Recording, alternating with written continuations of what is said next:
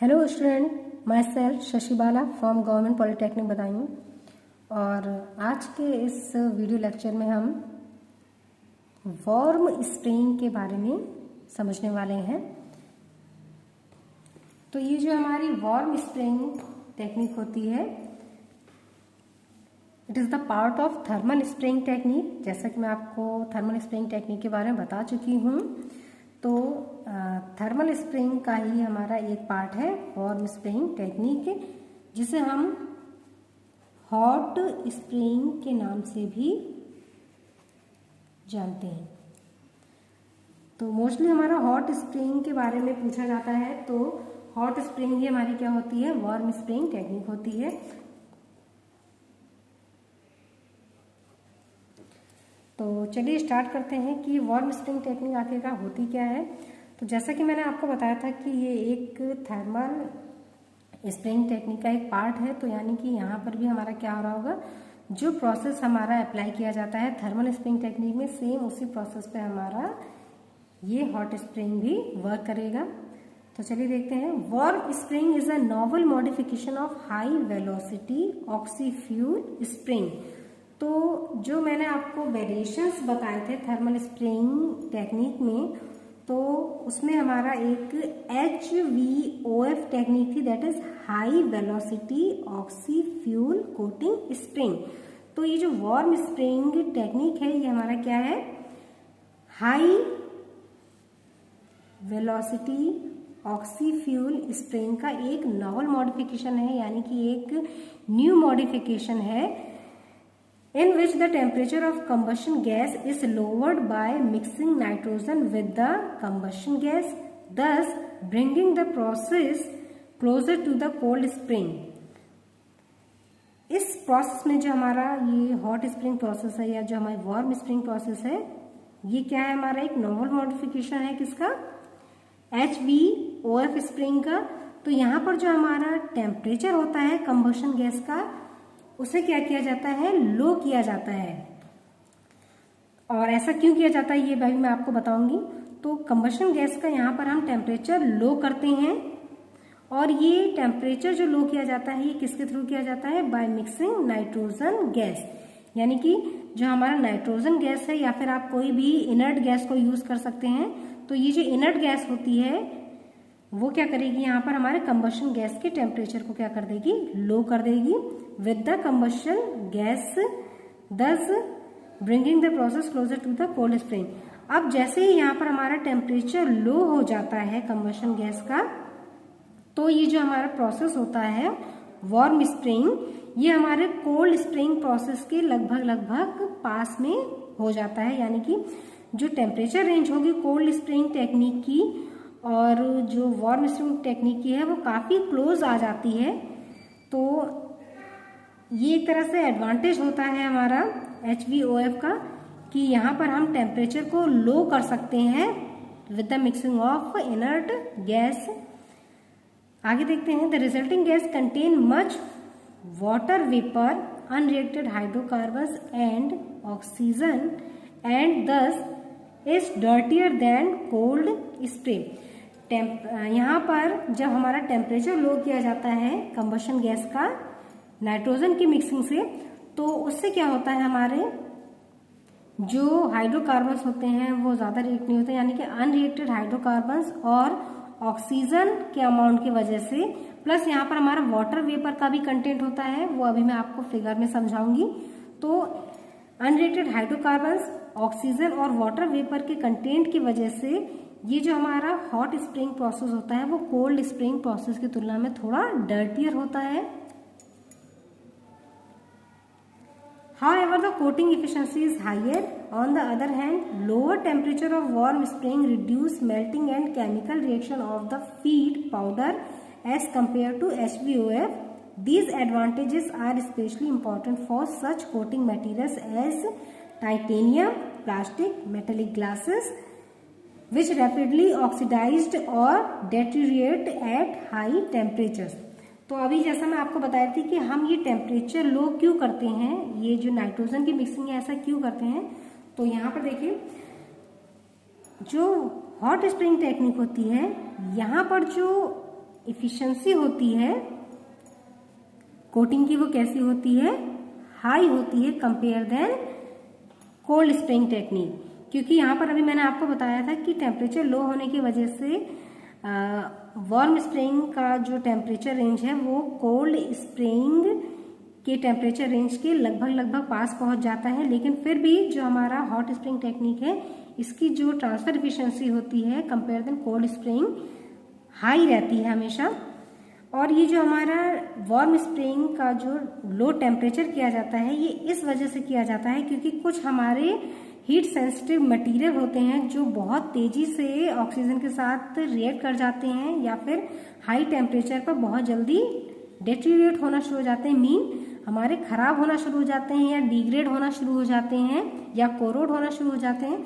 तो इस तरह के मटेरियल जो टेम्परेचर सेंसिटिव होते हैं और जल्दी ऑक्सीडाइज हो जाते हैं, तो इस तरह के मटेरियल्स पर कोटिंग अप्लाई करने के लिए हम वार्म स्प्रिंग टेक्निक का यूज करते हैं। और जैसा कि मैंने आपको बताया था कि ये मॉडिफाइड वर्जन है HVOF का, तो HVOF में जो हमारा टेम्परेचर रेंज होती है वो बहुत ज़्यादा होती है।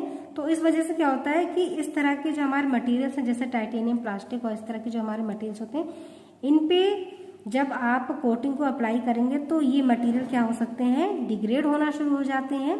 तो इस वजह से HVOF को थोड़ा सा मॉडिफाइड किया गया और उसका टेम्परेचर थोड़ा लो किया गया इनर्ट गैस की मिक्सिंग के द्वारा। और इस तरह से ये जो प्रोसेस हमारा नया बना वो प्रोसेस हमारा क्या कहलाता है, वार्म स्प्रिंग। तो इस तरह के मटेरियल्स आपके डिग्रेड ना हो, तो इस वजह से यहाँ पर जो हमारी केमिकल रिएक्शन होती है फीड पाउडर की उसे रिड्यूस करने के लिए और मेल्टिंग को रिड्यूस करने के लिए हम यहाँ पर क्या करते हैं, टेम्परेचर को लो करते हैं इनर्ट गैस की मिक्सिंग के द्वारा। तो यहाँ पर आपको क्लियरली समझ में आ गया है कि यहाँ पर जो HVOF सिस्टम जो हम यहाँ पर यूज कर रहे हैं तो इसका टेम्परेचर क्यों लो किया जाता है, तो वो इसलिए लो किया जाता है ताकि आपका मेल्टिंग को रिड्यूस किया जा सके और फीड पाउडर की केमिकल रिएक्शन को हम रिड्यूस कर सकें, ताकि आपका जो मटेरियल है जो हाई टेम्परेचर सेंसिटिव है वो क्या हो, सेफ रह सकें, स्टेबल रह सकें। आगे अगर हम इसे शॉर्ट फॉर्म में देखें वार्म स्प्रिंग को या हॉट स्प्रिंग को, तो it is a novel coating process called warm spring, यानी कि जो नॉवल कोटिंग प्रोसेस है, यानी कि एक जो नया कोटिंग या मॉडिफाइड कोटिंग प्रोसेस है जिसे हम वार्म स्प्रिंग कोटिंग कहते हैं।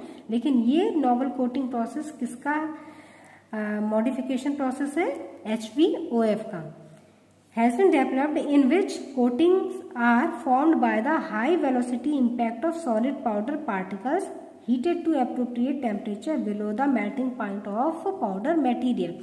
तो यहाँ पर देखिए जैसे मैंने आपको बताया था कि यहाँ पर मेल्टिंग को रिड्यूस करते हैं ताकि आपका मटेरियल क्या हो, सेफ रह सके।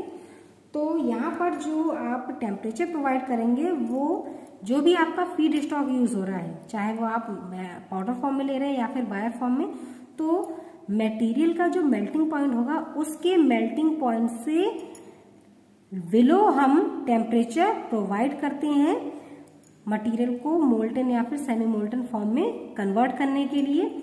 और जैसा मैंने आपको बताया था कि जब हमारा मटेरियल मेल्ट हो जाता है तो हम हाई प्रेशर के थ्रू मटेरियल को क्या करते हैं, सरफेस के ऊपर डिपॉजिट कराते हैं। तो यहाँ पर क्या होता है, जो जेट प्रेशर आपका यूज होता है उससे जो आपकी वेलोसिटी होती है वो कैसी हो जाती है, हाई हो जाती है। और जो आपका सॉलिड पाउडर पार्टिकल्स होंगे, अगर आप पाउडर ले रहे हैं फीड स्टॉक, तो जो ये सॉलिड पाउडर पार्टिकल्स होंगे तो ये पाउडर पार्टिकल्स क्या होंगे, आपकी सरफेस के ऊपर डिपॉजिट होना शुरू हो जाते हैं। तो यहाँ पर बस आपको जो मेन ध्यान रखना है वो ये है कि जो आप टेम्परेचर प्रोवाइड करेंगे वो मटेरियल के मेल्टिंग पॉइंट से नीचे होना चाहिए। अब इस वार्म स्प्रिंग प्रोसेस को हम एक फिगर के द्वारा समझेंगे कि जो अभी मैंने आपको बताया था किस तरह से यहाँ पर इनर्ट गैस को हम इंजेक्ट करते हैं और किस तरह से हमारा जो मटेरियल होता है वो मेल्ट होता है और सरफेस के ऊपर डिपॉजिट होता है। तो वो जो हमारा पूरा प्रोसेस है उसे हम अब फिगर के द्वारा समझेंगे। तो देखिए यहाँ पर ये हमारा एक फिगर शो किया गया है वार्म स्प्रेइंग का,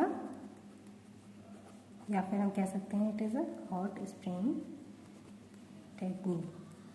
तो चाहे आप वार्म स्प्रेइंग टेक्निक कहिए चाहे हॉट स्प्रेइंग टेक्निक कहिए।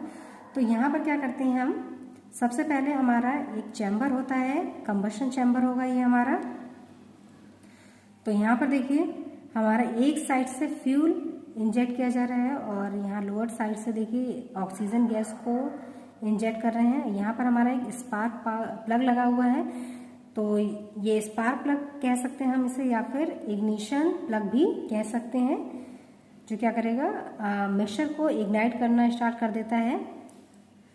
और यहाँ पर देखिए हमारा कूलिंग वाटर भी इंजेक्ट किया जाता है और यहाँ से हमारा कूलिंग वाटर आउट हो जाता है। ये हीट लॉस को करने के लिए हम कूलिंग वाटर को यूज़ करते हैं, यानी कि जो आपका टेम्परेचर है उसे हम स्टेबल रखने के लिए, टेम्परेचर को मेंटेन करने के लिए कूलिंग वाटर का यूज़ करते हैं।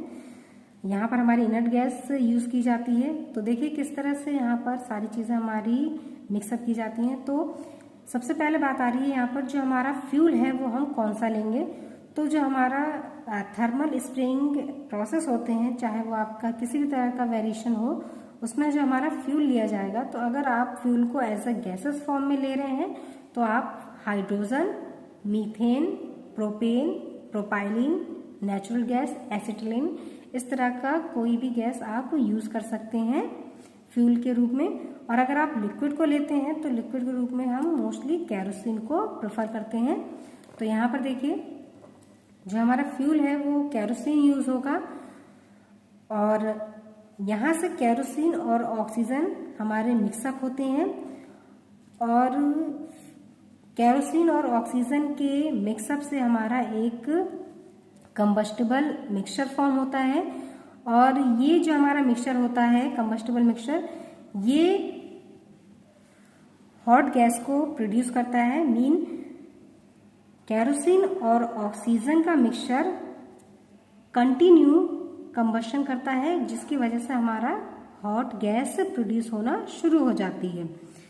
जैसे हमारी हॉट गैस प्रोड्यूस होना शुरू हो जाती है तो इसके बाद ये जो हमारा कंबशन चैम्बर था और यहाँ पर जो हमारा डाइवर्जिंग और कन्वर्जिंग जो नोजल आपको यहाँ पर शो हो रहा है, इन दोनों ही सेक्शन के बीच एक हमारा मिक्सिंग चैम्बर इंसर्ट किया जाता है।